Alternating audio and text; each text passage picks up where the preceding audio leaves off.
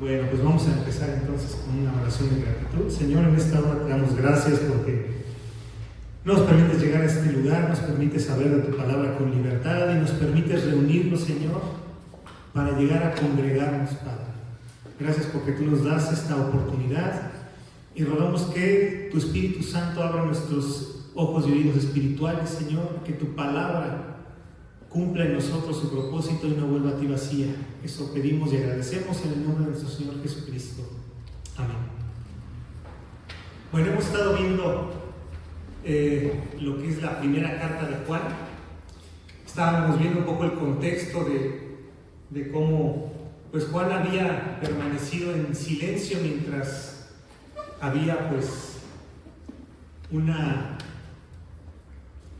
llamémosle una evolución de la iglesia que empezó desde una iglesia de judíos a una iglesia de judíos con judíos griegos y luego a una iglesia de judíos con gentiles y después a una iglesia de gentiles con judíos, porque ya los judíos empezaron a relegar. Entonces, bueno, había una situación interesante ahí con los judíos, porque después de que el templo es destruido, pues los judíos dejan a un lado las ceremonias, dejan a un lado ya todo lo que era la ley ceremonial, todo lo que tenía que ver con los sacrificios, y se van más hacia un judaísmo rabínico, como lo tenían en el tiempo de Babilonia, del cautiverio babilónico. Entonces, pues es muy interesante cómo pues muchos cristianos quisieron acercarse a este judaísmo, trataron de rescatar la idea del judaísmo cristiano, trataron de alcanzar a este pueblo, pero también de alguna manera hacer una unión, una fusión. Y vemos cómo pues Juan desde un principio él marca ya esa diferencia, esa distancia entre una enseñanza con un punto judiocéntrico y lo marca hacia una enseñanza universal. Sí, Jesús vino de parte de un pueblo, pero Jesús es antes de ese pueblo. Sí, Jesús cumplió las leyes de un pueblo, pero Jesús va más allá de las leyes de un pueblo. Él no está encerrado en un pueblo. Entonces, bueno, estábamos viendo los primeros capítulos de la primera carta de Juan y cómo tan solo en esa enseñanza él empieza a desmantelar todas estas ideas, tanto de los judíos como de los filósofos que ya estaban tratando de entrar. Pero no podemos seguirnos de frente sin hacer un alto para ver que si bien Juan no metió una teología filosófica, no metió una teología profundamente fundamentada en términos filosóficos, sí metió mucha profundidad. Los primeros versículos que vimos nos van a hablar de un hecho muy importante que siglos después se tuvo que reformular y se tuvo que instituir. Entonces, yo empezaba con esta parte en Génesis. Dice: aconteció, andando el tiempo, que Caín trajo del fruto de la tierra una ofrenda a Jehová. Y Abel trajo también de los primogénitos de sus ovejas, de lo más gordo de ellas. Y miró Jehová con agrado a Abel y a su ofrenda, pero no miró con agrado a Caín y a la ofrenda suya. Y se ensañó Caín en gran manera y decayó su semblante. Entonces Jehová dijo a Caín: ¿por qué te has ensañado y por qué ha decaído tu semblante? Si bien hicieres, no serás enaltecido, y si no hicieres bien, el pecado está a la puerta. Con todo esto, a ti será su deseo y tú te enseñorearás de él. Aquí vemos una enseñanza muy, pues los judíos le pusieron mucha atención aquí, hicieron muchas interpretaciones de esto, sacaron mucha enseñanza, muchos púlpitos cristianos también lo hicieron. Pero esto es una verdad muy importante que debemos entender. Porque no es un profeta el que está hablando aquí, es Dios mismo. Aquí Dios le está dando a Caín un resumen de su condición. Ahora yo pregunto, Caín era hermano de Abel, los dos eran hijos de Adán. ¿Por qué uno era justo y otro no? Si los dos vienen del mismo padre. Aquí es donde empiezan los problemas. Y aquí es donde muchas personas, sobre todo muchos que estaban del lado de los filósofos, trataron como de, rescatar la parte justa de los hombres y decir, no, es que el hombre sí puede ser justo. Es que el hombre por sí mismo no puede ser totalmente malo.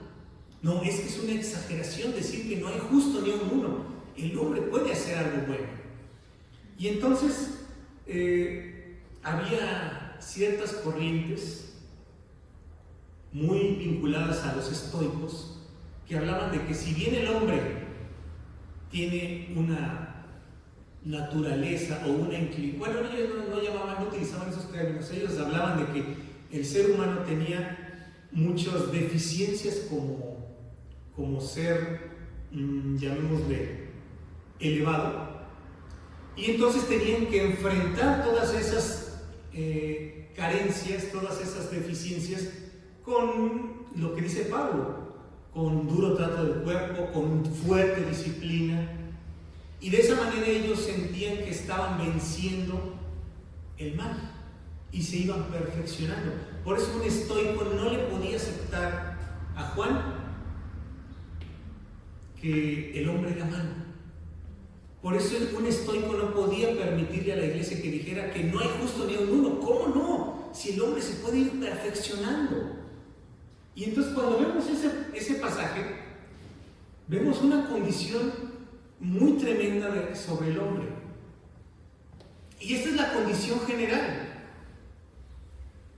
Si bien hicieres, no serás enaltecido, y si no hicieres bien, el pecado está a la puerta. Con todo esto, a ti será su deseo, y tú te enseñorearás de él. Esta es la parte más difícil de interpretar de la Biblia, porque de aquí pueden salir cantidad de herejías que, pueden tener consecuencias muy fuertes.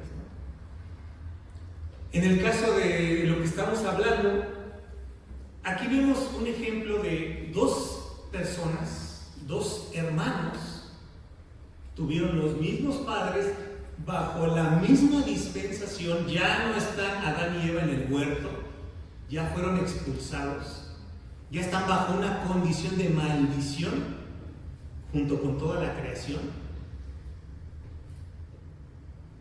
Y vemos que dice aquí que al paso del tiempo, Caín se le ocurre hacer una ofrenda a Dios. Aquí hay muchas, muchas interpretaciones, sobre todo de parte de los judíos, que tratan de complementar esta historia. Y ellos dicen, no, es que Caín y Abel tuvieron problemas desde muy niños, desde mucho tiempo. Y entonces lo que dicen que pasó en este pasaje es que Caín ya tenía muchos problemas con Abel, porque tenía envidia. Y entonces, su padre le comentó, o su misma conciencia, algunos dicen, dijo, bueno, trata de arreglar las cosas con tu hermano. Ve con Dios, entrégale el problema a Dios y vas a ser libre. Y entonces lo que hace Caín es una ofrenda para supuestamente terminar con el problema que tenía con su hermano. Pero resulta que Dios no recibe esa ofrenda, no la ve con agrado. Y entonces Caín se ensaña mucho más. Dicen, ya ven, no funcionó. Hice lo que tenía que hacer con Dios. Bueno, es lo que dicen los judíos, ¿verdad? Yo traté de cumplir con lo que Dios decía y no funcionó a su manera, pues lo voy a hacer a la mía. Voy a tener que arreglar este problema a mi modo, porque Dios me dejó solo. Es así como muchos lo interpretan. Pero vemos aquí algo interesante. La respuesta de Dios es muy, muy importante. Porque le dice esto: si bien hicieres, no serás enaltecido. Aquí lo que podemos ver es que Dios no vio con agrado primeramente a Caín y luego a su ofrenda. Aquí vemos que el primero que descalificó fue a Caín, no a su ofrenda. Muchos le echan la culpa a la ofrenda. Es que Caín le ofreció del fruto de la tierra y las ofrendas son del fruto del ganado. No, no es cierto. Hay ofrendas del fruto de la tierra también. Y las vemos en Levítico.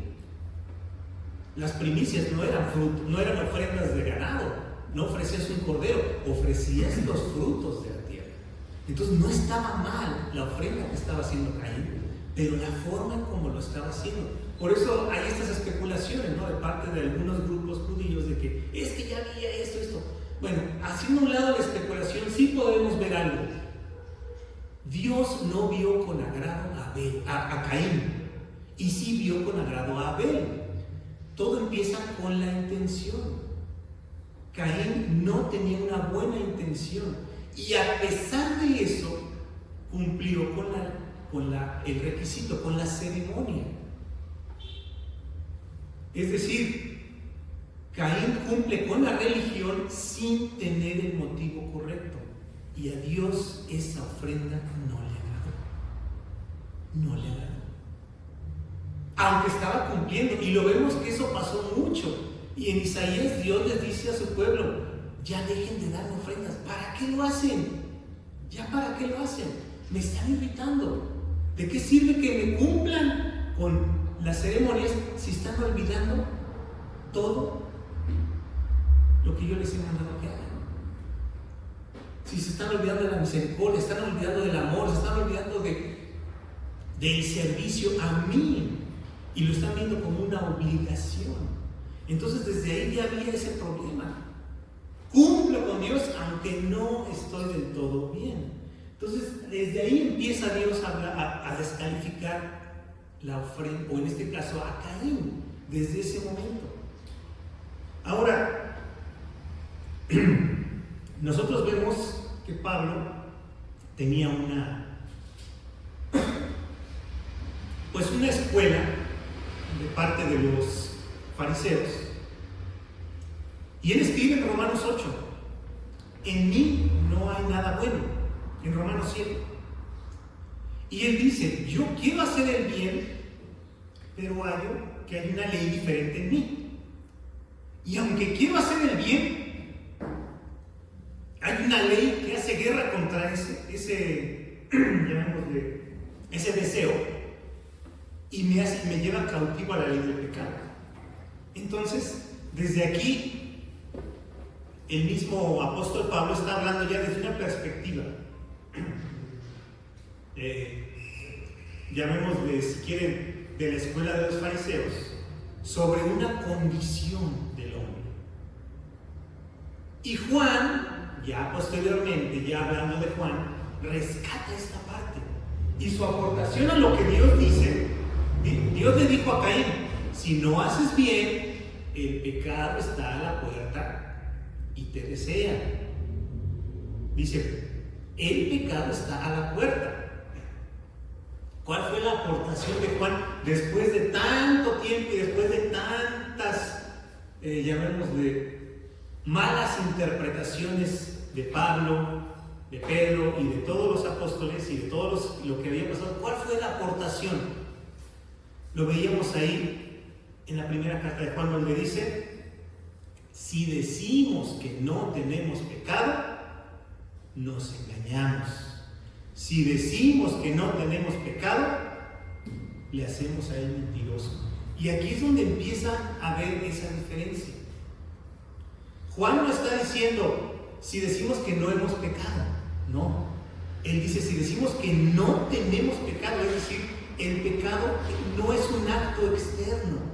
El pecado está en uno. Rescata esa parte que explicaba Pablo y lo dice de una manera muy simple.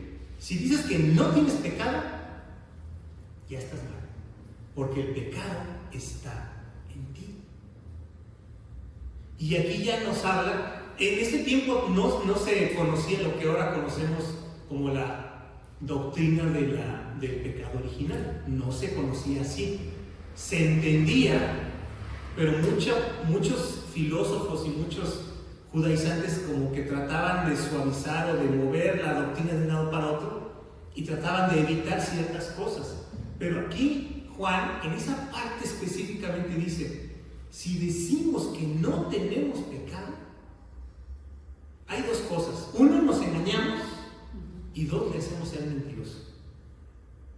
Porque él dice, aquí la aportación de Juan es que si el pecado no solo está a la puerta, está en ti. Y aquí entonces esto va cambiando mucho, porque a simple vista, a primera vista, los escritos de Juan, sobre todo las cartas, la primera carta sobre todo, es una de las favoritas de las sectas que buscan una exaltación del hombre y una pretendida perfección humana. Es el favorito porque ven que Juan es muy radical. Es el preferido, es uno de los textos preferidos de los llamados ascetas. Es uno de los preferidos de los llamados ascetas, porque los ascetas son los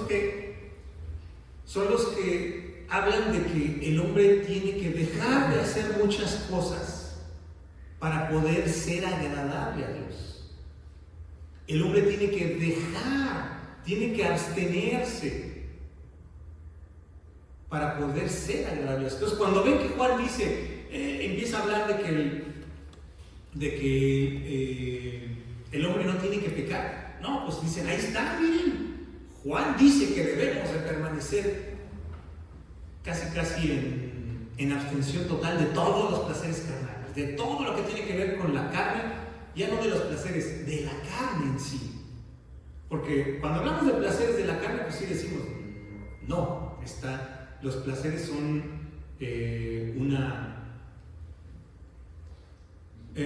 una parte muy terrenal del hombre, muy instintiva. Pero cuando hablamos de la carne en general,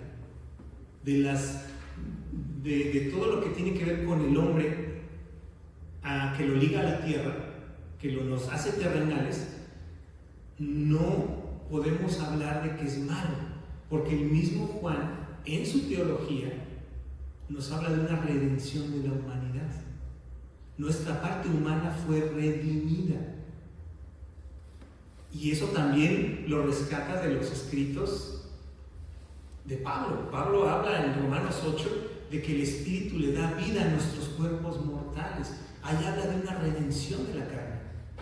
Entonces, sí hay mucha profundidad en lo que dice Juan, pero lo dice de una forma tan simple que es imposible que digamos que caigas en un error filosófico, porque los judíos, cuando empezaban a hablar de estos términos, se enredaban de una manera impresionante. Y uno vemos sus concilios que hacían sobre algunos temas, y uno dice, híjole, en ninguna parte de mi vida se me hubiera ocurrido pensar esto, pero puede ser, ¿no? Y empiezan a enredarse, empieza uno a tropezar en nuestros propios dichos de hombre. Con Juan no es tan fácil que pase eso, porque su teología es muy práctica, pero no deja de ser profunda. Ahora es interesante, porque Juan está hablando de un pecado que mora en el hombre, está hablando de una condición caída, está hablando de un hombre que no puede decir de sí mismo que está libre. Aquí ya empezamos a tener un panorama diferente, porque cuando vemos a la primera carta de Juan, el capítulo 1 y luego el capítulo 2, pues decimos, no, pues es que Juan era de los que buscan la perfección, ¿no? Es que Juan de plano no quiere nada que ver con él, no quiere tener nada que ver con el pecado. La iglesia es completamente radical. Juan habla de una iglesia ideal, porque eso no sucede. No, eso no es lo que Juan se refiere. Si nosotros empezamos a ver con detenimiento lo que Juan dice, por eso él empieza diciendo, si decimos que no tenemos pecado, estamos mal. Porque ya empezamos a decir, el pecado está en mi naturaleza terrenal. Pero luego viene el segundo capítulo, donde dice Juan, en la primera carta de Juan, capítulo 2, versículo 1, les dice, hijitos, estas cosas les escribo para que no pequen. Ahora es muy interesante ver cómo se dirige hijitos. Y ahorita vamos a ver por qué. Pero lo que aquí está diciendo Juan es: estas cosas les escribo para que no pequen. Entonces ya se está definiendo perfectamente la comunidad, la teología, la ortodoxia que está en ese momento Juan dándole a la iglesia o develando a la iglesia. Desde una condición de pecado original, donde el hombre tiene una inclinación, obviamente estos conceptos no los conocían en ese tiempo, los tuvieron que desarrollar durante siglos después, ahora nosotros ya los conocemos. Pero lo que Juan está diciendo en ese momento, desde una perspectiva humana, con una naturaleza caída y una inclinación hacia el pecado, puedes dejar de pecar. ¡Ah, qué diferente! Porque eso no lo enseñaban los judíos. Los judíos le hablaban: persevera y haz lo mejor que puedas para guardar la ley. Y Juan dice: no, aquí deja de pecar y ya. No, pero entonces ¿se puede hacer? Sí, si tienes al Espíritu Santo. Porque el Espíritu Santo, decía Pablo, vivifica tus cuerpos, vivifica nuestros cuerpos mortales y puedes luchar. Aquí ya no es de que si yo descubro alguna oscuridad en mí, no se trata de que, pues es que voy a hacer todo lo posible porque cada vez sea menos notoria. No, si hay algo malo en mí, lo voy a quitar.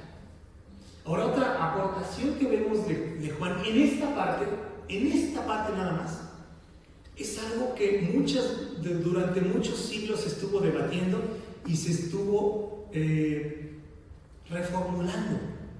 Porque aquí nos habla: estas cosas les escribo para que no pequen. Es decir, que el ser humano, en este caso la iglesia regenerada, con la ayuda del Espíritu Santo, tiene voluntad, tiene libre albedrío.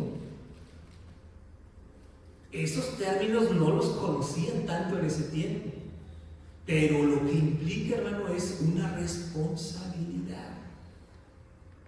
Y muchos, aún cristianos, no creen en el libre albedrío. Y eso está un poco fuerte.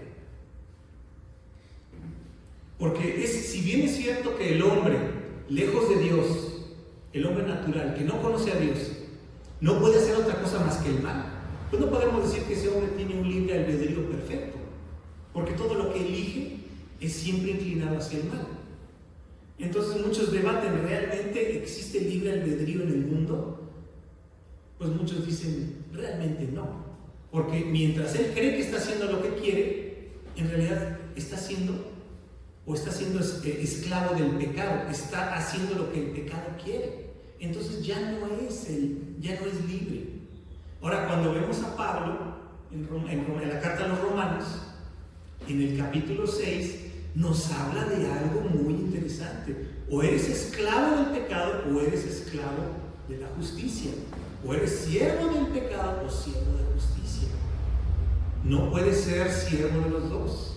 Y entonces es ahí donde muchos dicen: pues ahí está, no hay libre albedrío, porque si eres esclavo del pecado no haces lo que quieres, haces lo que es el pecado. Y si eres esclavo de justicia, no haces lo que quieres, haces lo que dice la justicia. Entonces muchos concluyen: no hay libre albedrío. Pero aquí Juan está diciendo: les escribo esto para que no pequen. Entonces sí hay una responsabilidad. Y entonces por eso se habla de un libre albedrío restaurado. Porque entonces ya podemos agarrar lo que el mismo Juan rescata en el Evangelio. Ahí, en el Evangelio según Juan, en el capítulo 8. Si el Hijo los hace libres, dice, serán verdaderamente libres. Ahí es donde Juan está metiendo el concepto del libre albedrío restaurado. Porque una persona que ha sido alcanzada por el Hijo y liberada por el Hijo es libre de elegir. Tan libre es que puede elegir hacer el mal. Por eso vemos tantas condiciones en las cartas: no hagan esto, no hagan esto, no hagan aquello, no hagan aquello otro, porque es tanta la libertad que hay en Cristo que puede uno decidir, pero uno es responsable de sus acciones. Entonces, cuando vemos esto, aparentemente no dice mucho, pero esta es una profundidad teológica tan fuerte que llevó siglos poder determinar a qué se refería Juan con esto. Porque entonces estas cosas les escribo para que no pequen. Entonces, si hay responsabilidad de parte de la iglesia, si hay elección, entonces vemos cuál era el panorama que Juan está dando a la iglesia. Número uno, tienes una inclinación hacia el mal y tienes que estar consciente de eso. Tienes que ser consciente de que tu inclinación hacia el mal te va a llevar a hacer cosas que desagradan a Dios. Pero número dos, tienes el poder de decidir. Estas cosas les escribo para que no pequen. Estas cosas les escribo para que no se dejen vencer, para que no se dejen engañar. Y si alguno hubiera pecado, fíjense la condición que está poniendo la iglesia. Rescata una parte de lo que los judíos llamaban el pecado por hierro. ¿Qué era el pecado por hierro? El pecado por hierro era muy importante en el judaísmo, porque había un pecado que era con toda la alevosía, era un pecado premeditado, y ese pecado era muy difícil que se expiara con las leyes ceremoniales. Tenían que hacer varias circunstancias para que llamémoslo así, la persona pudiera quedar libre de esa falta.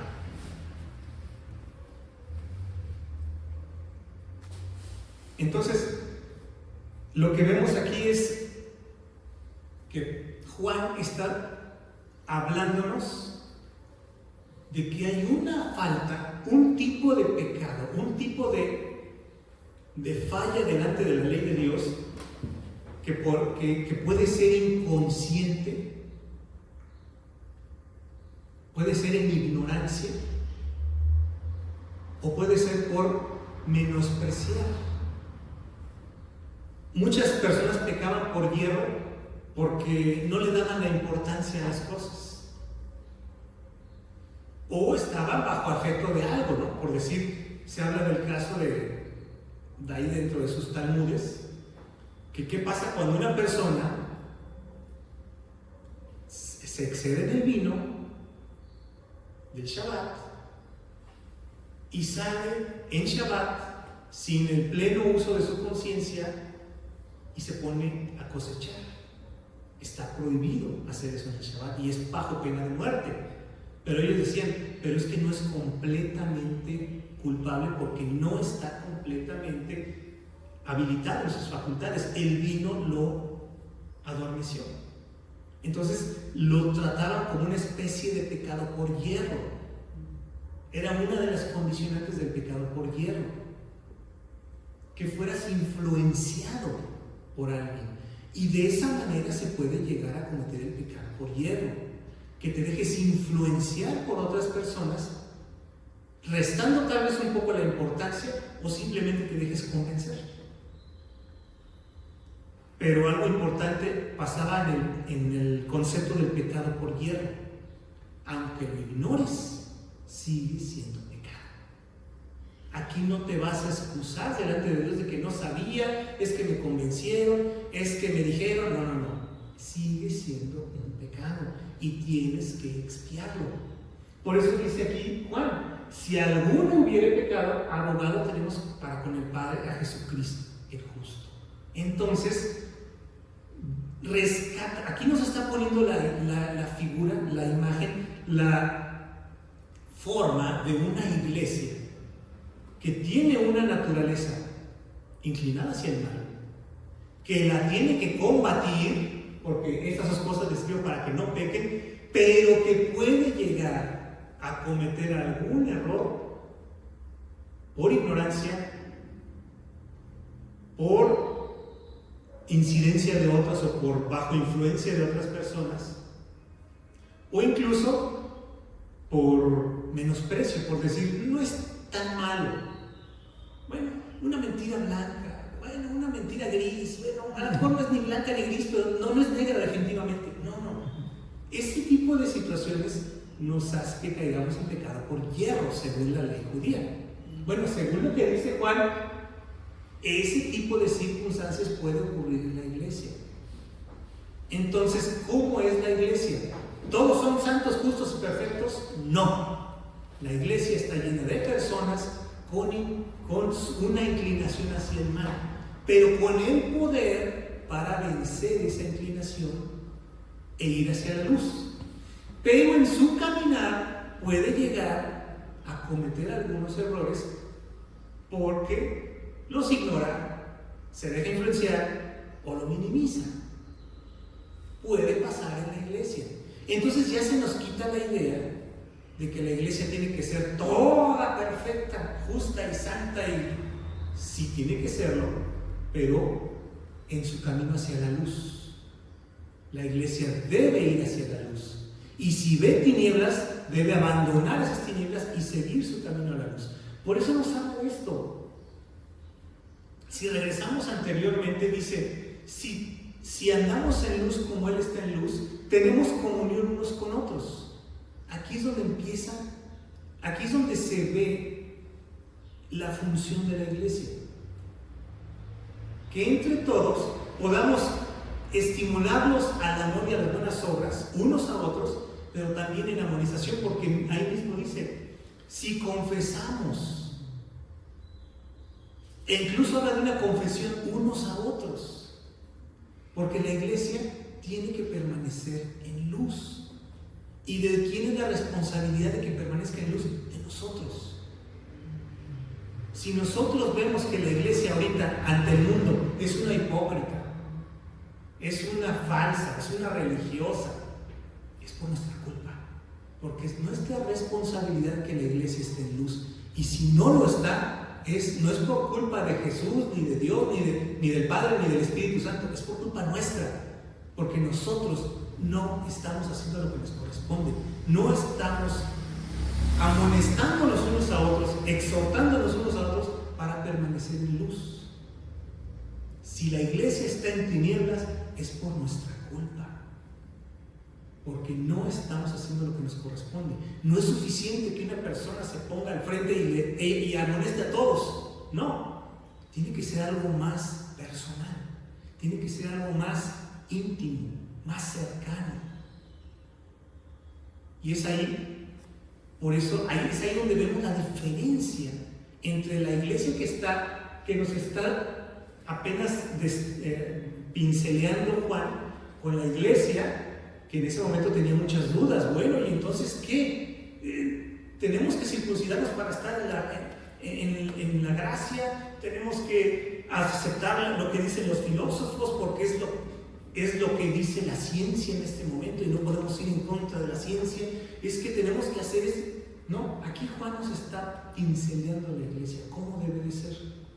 Que es una iglesia formada de hombres y mujeres que tienen una inclinación hacia el mal, pero tienen el poder, es decir, el Espíritu Santo, para vencer esa inclinación, que es lo que no tenían los judíos.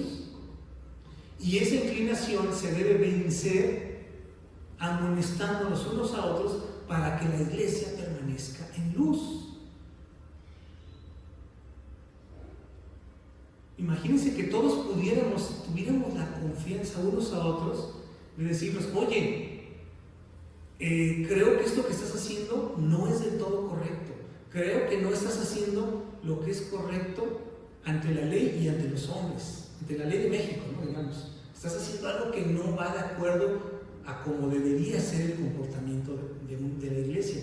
Si eso fuera, si agarráramos esa responsabilidad, no permitiríamos que la iglesia estuviera en entredicho allá afuera.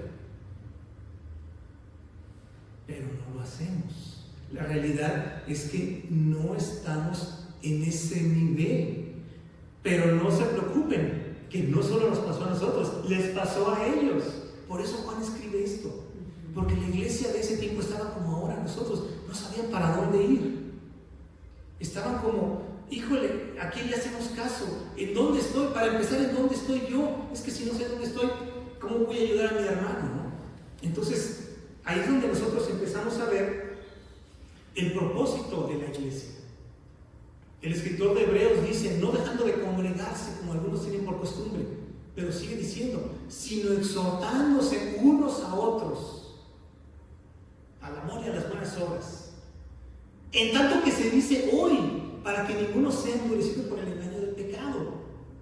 Ahí está la definición de congregarse. No es nada más asistir, sino empezar a convivir entre la iglesia. Empezar a preocuparse por la iglesia. Y entonces empieza a funcionar el versículo, decía, andamos en luz, Él está en luz, tenemos comunión unos con otros y la sangre de Jesucristo su Hijo nos limpia de todo pecado. Ahí empiezan a tener sentido todas estas pequeñas pinceladas que dio Juan de su iglesia. Y es apenas los primeros versículos. Cuando lleguemos a los demás, vamos a ver que Juan sí que tenía mucha preocupación porque la iglesia entendiera su propósito. No era como muchos dicen que la iglesia empezó a tomar el modelo de las sinagogas. Y Juan empieza a decir, no es por ahí.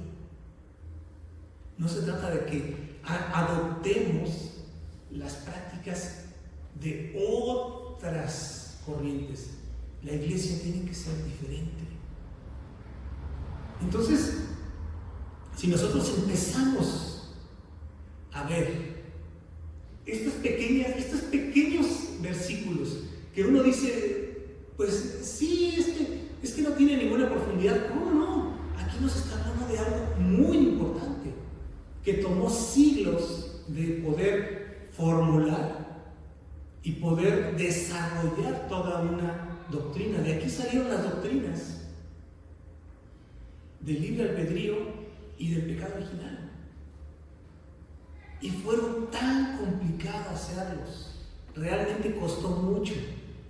Fueron concilios. Se levantaron hombres que refutaban todo esto. No, pero es que tiene que ser así, así, así. Tuvieron que hacer todo un análisis y sacaron un gran desarrollo doctrinal de pequeñas porciones como estas, en donde uno ve qué profundo es, pero qué poco lo tenemos nosotros, en qué poco lo tenemos nosotros, ¿no? Qué fácil hacemos una lectura rápida y se nos van estos detalles. Pero si podemos seguir adelante, nos quedamos creo en el 2.5, ¿no? A ver, no, más adelante, más. Ahí estábamos. ¿Qué dice después el 2.7? No les escribo un mandamiento nuevo, sino el mandamiento antiguo que han tenido desde el principio. Este mandamiento antiguo es la palabra que han oído desde el principio. Fíjense aquí, Juan les está diciendo, no les escribo nada nuevo. No crean que les traigo algo nuevo. Es el mandamiento antiguo. Es el mandamiento que ustedes escucharon desde hace mucho tiempo. Es un mandamiento antiguo, pero sigue diciendo. Sin embargo, el versículo 8.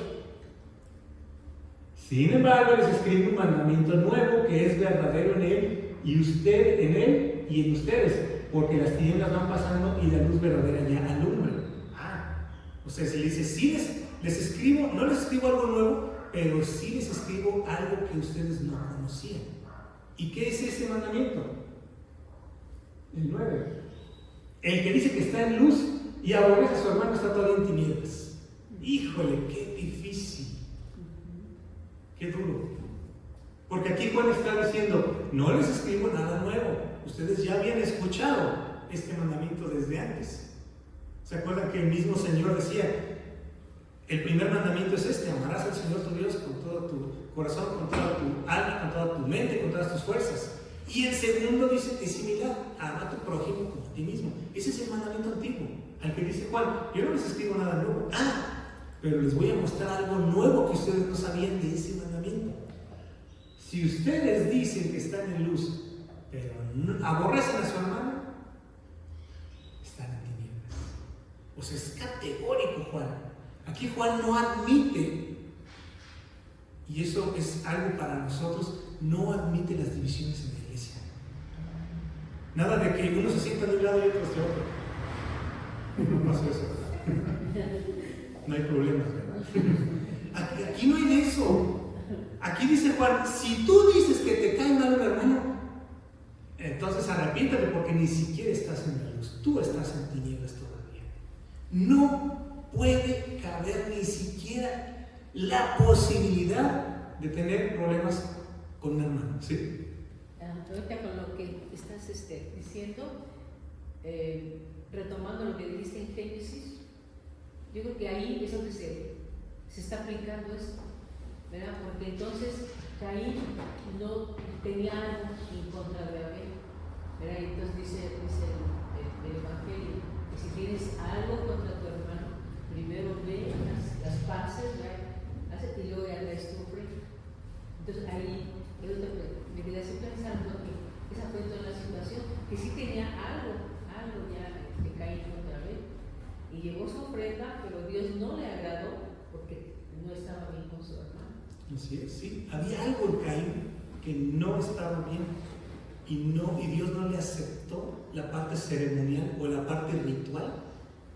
En este caso nosotros la parte del culto, la adoración, no se le aceptó, no le aceptó la adoración de Caín hasta que no llegó a ese punto. Y aquí vemos algo, bueno, Sí. a lo mejor ahorita decimos, bueno, pero es que pues la iglesia ya cambió, ya no es lo mismo. No, eso mismo que estamos viviendo ahorita, lo vivieron ellos, por eso se los escribe Juan, porque ya había esas divisiones, porque ya había, nosotros nos juntamos con aquellos, no, es que aquellos de plano no, es que con ellos no podemos tener comunión porque creen esto, porque creen aquello.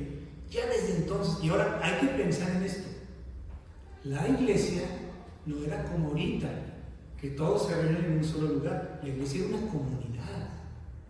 Era una comunidad que se reunía en casas. Y no se podían reunir todos en una casa, porque en una casa a lo mucho cabían de 12 a 15 personas. Entonces, si hablamos de que una iglesia había, como vemos en el libro de los Hechos, 5,000 personas, imagínense, ¿en qué casa ibas a meter a 5,000? En ningún lado. Era una comunidad que se reunía así en el templo, en los espacios donde había lugar, pero entre semanas se reunían en casas. Esa era la iglesia. Era un núcleo muy familiar. Y por eso dice Juan, no puede haber la posibilidad siquiera de que digas que tu hermano te cae mal. No puede haber eso. Si hay eso en ti, estás en tinieblas. No te engañes. Y acuérdense, luz y tinieblas. Aquí no dice Juan, si dice, el que dice que aborrece a su hermano, pues híjole, pues que se arrepienta porque pues como que no anda muy bien. No, de plano, está en tinieblas. Esos son tinieblas, quítalo de ti, sácalo, no lo permitas. No lo permitas. Cada que Juan habla de tinieblas, nos está diciendo que es algo que debe de ser desechado, sin lugar a dudas, sin decir, bueno, pero podemos conservar esta parte. Nada, son tinieblas, deséchalo, sácalo. Es como el anatema, no lo toques, sácalo de ti. Entonces, esta es la parte, dice, ustedes escucharon que hay que amar al prójimo. Sí, bueno, pues si no lo haces, esta es la parte nueva que les tengo que comentar. Si no lo haces, estás en tinieblas. Y si quieres estar en luz, tienes que sacar. No puedes estar en luz y tener este sentimiento contra tu hermano. No puedes, no hay compatibilidad. Si realmente quieres andar en luz, deséchalo, sácalo de ti. Y sigue diciendo, el 10. El que ama a su hermano permanece en la luz y en él no hay tropiezo. Sigue diciendo. Pero el que aborrece a su hermano está en tinieblas y anda en tinieblas y no sabe dónde va, porque las tinieblas le han cegado los ojos. O sea, aquí vemos que hay una radicalidad. Juan está diciendo, el que aborrece a su hermano, y más adelante lo vamos a ver. Más adelante vamos a ver que dice que aborrece a su hermano es homicida. De plano. No es algo de que, pues es que me cae mal. No, o sea, Eso es inconcebible. Eso sí debería ser inconcebible para la iglesia. Decir que alguien en la iglesia te cae mal es inconcebible. Es intolerable. Es para salir huyendo y decir, no quiero nada con este sentimiento. No lo quiero. No aceptar. Pues no me cae muy bien. No, sácalo de ti. Si tienes problemas con tu hermano, sácalo, porque esas tinieblas no te van a dejar andar en luz. Vean lo que dice. No sabe a dónde va porque las tinieblas le han cegado los ojos. Si dejas que esas tinieblas se queden ahí, pues, bueno, no me cae tan mal. No. Esas tinieblas te van a cegar y no te van a dejar avanzar. Hay que sacar las tinieblas. Entonces fijan que Juan no está hablando de una iglesia en donde hacen todo bien. Más bien está hablando de una iglesia que debe quitar las tinieblas. Estamos hablando en el tiempo de Juan de una iglesia que había sido incursionada por las tinieblas. Igual que ahora. No era una iglesia diferente. Por eso Juan es muy categórico y dice, saque esas tinieblas. ¿Qué sigue diciendo en el 12? Aquí empieza la parte de digamos que la audiencia que tenía Juan. Yo creo que vamos a dejar para la próxima, porque ahí nos habla de varios tipos de audiencia que hay. Pero hay que quedarnos con esto. Los primeros versículos nos hablaron de andar en luz, andar en comunión unos con otros, que estas cosas son para que no pequen, pero si alguno hubiere pecado, o sea, por hierro, pues no se preocupen, tenemos esperanza. Y luego sigue diciendo, hay un mandamiento que ustedes conocen, todos lo conocen, nadie puede decir que no, todos lo conocen, pero hay algo que no conocen de ese mandamiento, y es lo que les quiero decir ahorita. En ese momento la iglesia le ha de haber caído un balde de agua fría. No me digas eso, Juan, cualquier cosa, pero no me digas que me lleve bien con él. Pues si no te llevas bien con él, estás en tinieblas. Y las tinieblas no te van a dejar avanzar. Si realmente quieres andar en luz, desecha ese mal. No deseches al hermano, desecha lo que sientes por él. Desecha lo que sientes por él. Porque entonces vas a andar en luz. Vamos a terminar con una oración. Y bueno, quería hacer esta aclaración un poco sobre la iglesia que nos empieza a pintar Juan, cómo debería de ser esa iglesia que no debió cambiar, que así como inició, así debió permanecer. Entonces, hay que pedir a Dios que nos ayude a volver a ver cómo era esa iglesia, que tenía todos un corazón y un alma. Regresar a esa iglesia para poder realmente, como dice, tener comunión unos con otros, tener comunión con Él y andar en luz. Eso es lo más importante. Señor, en esta hora nosotros queremos poner nuestras vidas delante de ti para que, Señor, sean reveladas las tinieblas que hay en nosotros y podamos desecharlas. Señor, si realmente queremos tener comunión contigo, debemos tener comunión unos con otros. Y si queremos tener comunión unos con otros, debemos andar en luz. Y si queremos andar en luz, debemos desechar toda tiniebla. Así, Señor, ayúdanos a desechar, primeramente encontrar esas tinieblas y desecharlas de nuestra vida, para que en todo seas tú glorificado, para que tu iglesia sea presentada ante la comunidad, ante la sociedad, como una iglesia que no tiene nada que la acuse. Ayúdanos, Señor, a levantar esta iglesia para tu honra y tu gloria. En el nombre de Jesús.